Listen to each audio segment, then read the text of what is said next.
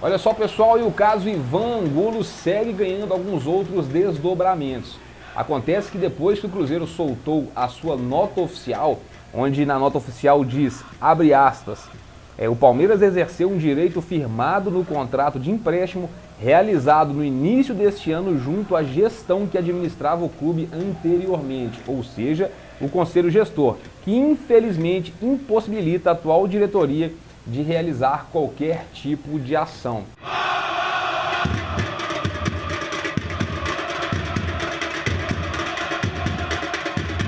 Nós conversamos com Carlos Ferreira Rocha, que era o interlocutor do futebol do Cruzeiro nos tempos de Conselho Gestor. Ele que estava ali à frente dos comandos do futebol.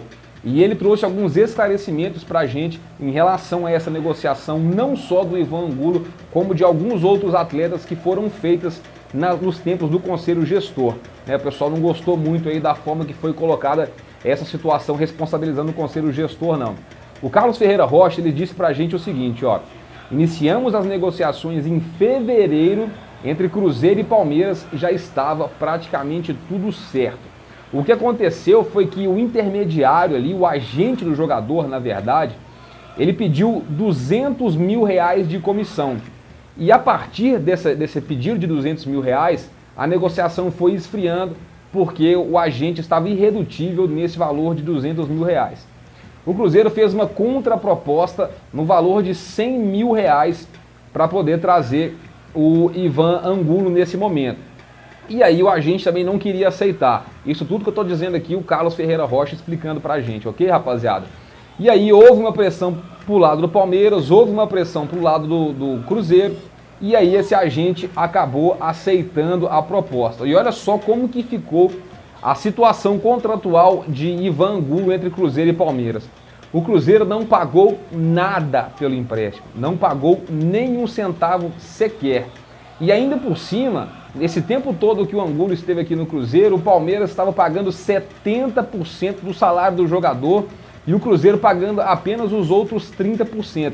Esses 30% que o Cruzeiro estava pagando como salário seria a título de direito de imagem, como se o Cruzeiro estivesse pagando o direito de imagem do atleta. Ou seja, o Cruzeiro não tinha nenhum tipo de acréscimo e nenhum encargo trabalhista com o Ivan Angulo. Qualquer problema, qualquer situação financeira ficaria entre ele e Palmeiras, o Cruzeiro tendo que pagar apenas os 30%. Beleza? O Carlos também explicou pra gente o seguinte, que na ocasião, quando o Cruzeiro fez essa contratação, ninguém tinha ideia do que seria essa pandemia, do que seria esse confinamento por causa do coronavírus, que lá naquele momento era um cenário apenas de incertezas, né? Todo mundo preocupado, mas ninguém sabia o que estava por vir. Hoje a gente já tem uma realidade diferente aí dessa situação do coronavírus. O Carlos também disse que o Conselho Gestor jamais iria imaginar que o Palmeiras iria se desfazer do Dudu, né, seu principal jogador aí de ponta, e que tão pouco o Rony seria punido pela FIFA, né? E tão menos ainda que o outro jogador para a posição, Gabriel Veron, também se lesionaria. E ele disse pra gente o seguinte, ó, seria ilusão achar que o Palmeiras ia emprestar o jogador sem custos, pagar 70% dos salários, pagar os encargos trabalhistas e ainda pagar uma rescisão contratual para levar de volta um jogador que já era seu. Uma outra coisa que o Carlos falou foi o seguinte, ó, que diante das inúmeras vantagens cedidas ao Cruzeiro, né, oriundas de uma parceria de longo tempo entre Cruzeiro e Palmeiras, por que não o Palmeiras não excluiu essa cláusula do empréstimo, né, que é o que faz justamente com que o Angulo seja devolvido para o time de São Paulo. Ele explicou para a gente que o Cruzeiro tentou diversas e diversas vezes que essa cláusula fosse removida do contrato, que ela não participasse do contrato, porém o Palmeiras recusou, né? O Palmeiras não aceitou e o Carlos também ressaltou que esse tipo de prática, né, esse tipo de empréstimo, quando acontece de o clube de repente precisar pedir o jogador de volta, é comum no futebol, é coisa que acontece. Eu até citei no vídeo anterior aqui que o Cruzeiro fez isso recentemente, né, há 2 meses atrás, com o próprio Ceará. O Rafael estava no Cruzeiro, o Atlético contratou o Rafael, o Cruzeiro ficou sem um goleiro e solicitou ao Ceará que devolvesse o Lucas França, o Ceará prontamente devolveu. Então isso que o Palmeiras fez, o Cruzeiro também isso também fez.